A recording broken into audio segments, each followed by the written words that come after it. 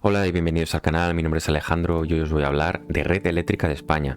Esta empresa española que se dedica a mantener y desarrollar redes eléctricas opera mayormente en España y casi el 90 y pico por ciento de sus ventas están concentradas en este mercado.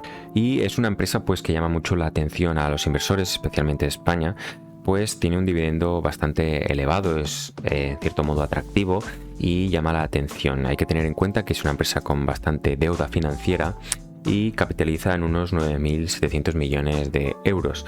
Como os he dicho, pues su capitalización siempre está en torno a los 10.000 millones de euros, al menos en esta fase de consolidación que vamos a ver después en la gráfica.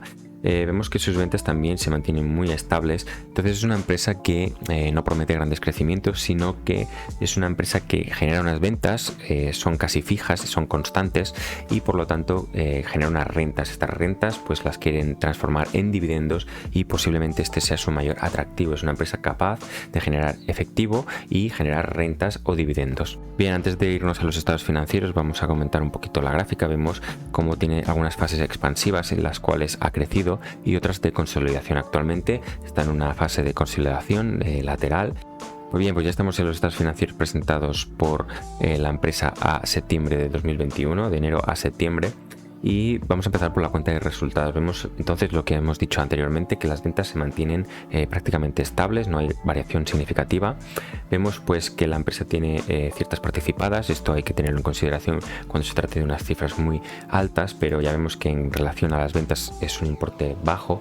¿Por qué hay que tenerlo en cuenta? Pues aquí se aporta como una venta, como un beneficio, pero realmente tal y como nosotros analizamos las empresas, que es desde el punto de vista de la tesorería, que vemos que las empresas sean capaces de generar efectivo, si no se cobran como dividendos, estas ventas no son ingresos materializados para la empresa, a no ser que se nos pague el dividendo. Entonces hay que tenerlo en cuenta cuando se trate de unos importes muy elevados en términos relativos al beneficio y a las ventas.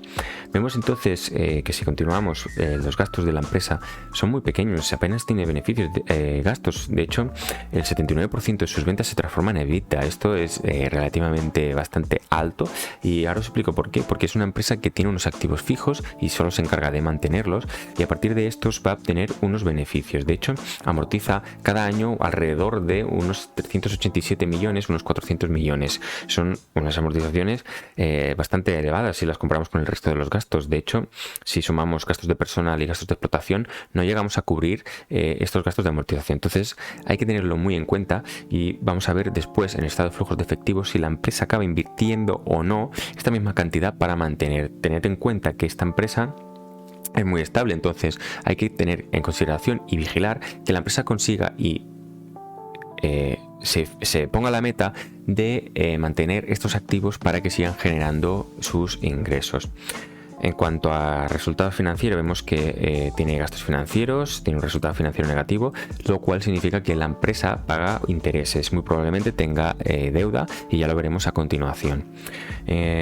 Seguimos adelante, vemos entonces que la empresa ha tenido un beneficio y esta va a pagar unos impuestos. La tasa que va a pagar o ha pagado en este periodo de 2021 es de un 22,07%. Es una tasa, digamos que aceptable y dentro de lo normal. No vemos ninguna alteración, ninguna cosa que nos llegase a preocupar. Y dato irrelevante e interesante de la empresa que la hace atractiva es que el 37,6% de sus ventas se acaban materializando en un beneficio neto. Es decir, que la empresa, de todas las ventas que tiene, un 37,6%, en este caso 555 millones de euros, se han transformado en beneficio. Con lo cual es un embudo de ingresos bastante importante, bastante relevante y muy atractivo. Ojalá hubiese más empresas así en este sentido. Y ya estamos en el balance. La verdad es que es bastante desolador, es un balance muy cutre. Me acuerdo yo en la universidad que cuando hacíamos contabilidad pues hacíamos estos balances así tan simplificados. La verdad es que no podemos obtener muchas conclusiones de estos estados financieros, pues no dan gran información, pero si vamos buscando alrededor de este informe presentado por la empresa, vemos algunos detalles como la deuda financiera neta, vemos el cash, la deuda. Entonces podemos sacar un poquito más de conclusiones, pero la verdad que así a mí no me gusta, personalmente no me gusta, y si tuviese una empresa en cartera no me gustaría mucho que lo presentase así, a no ser que fuese una empresa muy prometedora y muy pequeña que no se viese obligada. ¿Qué puedo concluir de esto? Es que pues la mayor concentración de sus activos está en el activo no corriente. Esto tiene sentido con la P&G que hemos visto. Vemos que tiene unas altas amortizaciones y por lo tanto la causa de que esta empresa tenga esas amortizaciones es que tiene un activo no corriente elevado. Claro que no podemos ver qué clasificación tiene este. Vemos entonces el activo corriente es un 16,91%, lo cual hace que frente al pasivo corriente de 1.700.000 tengamos un fondo de maniobra positivo. Vemos que este es un 16,91% del activo y este un 13,02%.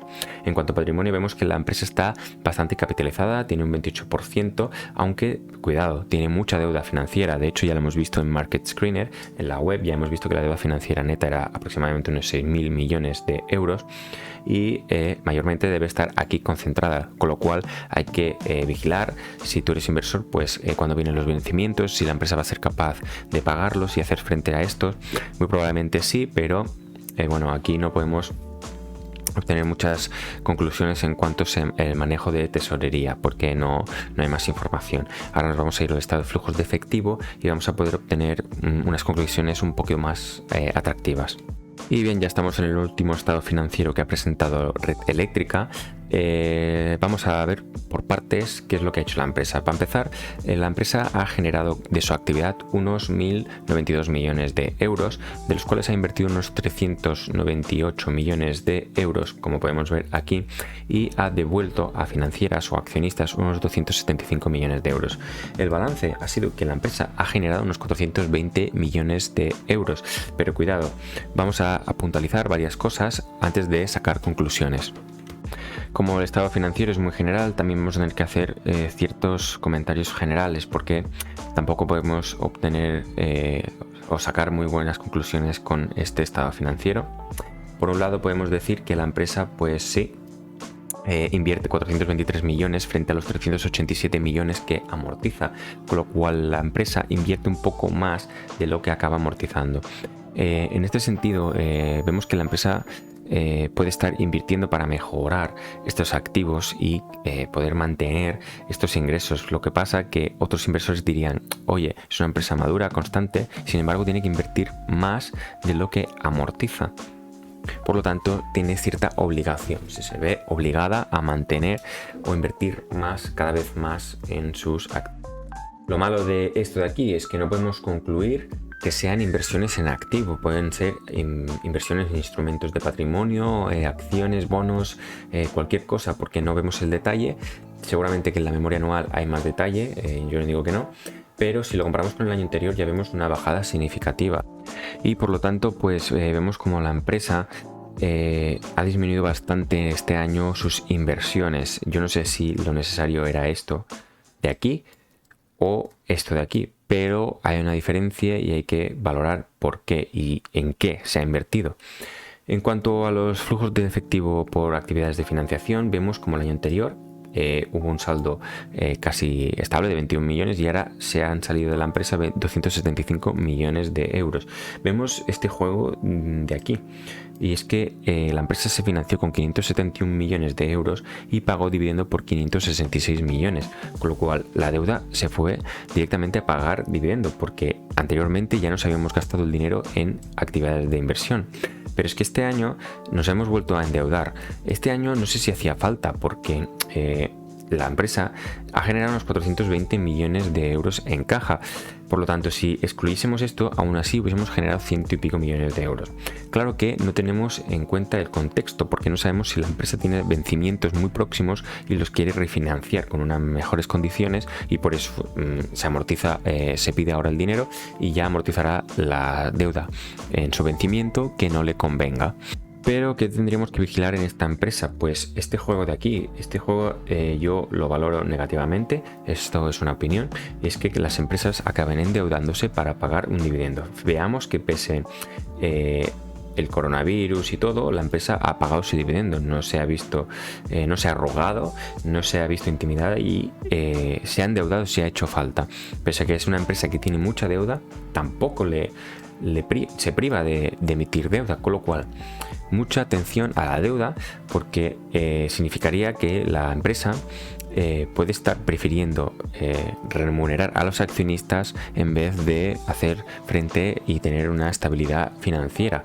¿Que puede permitirse esto? Sí, bueno, habría que verlo, porque su deuda financiera neta son 6 veces EBITDA aproximadamente, y es una cifra bastante elevada. Bien, pues hasta aquí el vídeo de hoy, espero que os haya gustado mucho. Es un vídeo diferente, un poco más corto, más resumido. De hecho, los estados financieros que hemos obtenido de este informe son bastante breves y no podemos explayarnos mucho. Tengo intención de sacar vídeos cortos y shorts en diferentes formatos de vídeos.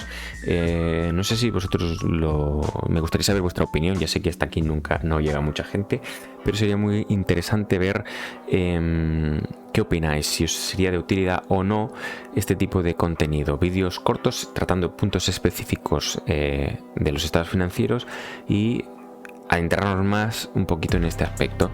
Pues muy bien, muchas gracias por llegar hasta aquí, hasta pronto.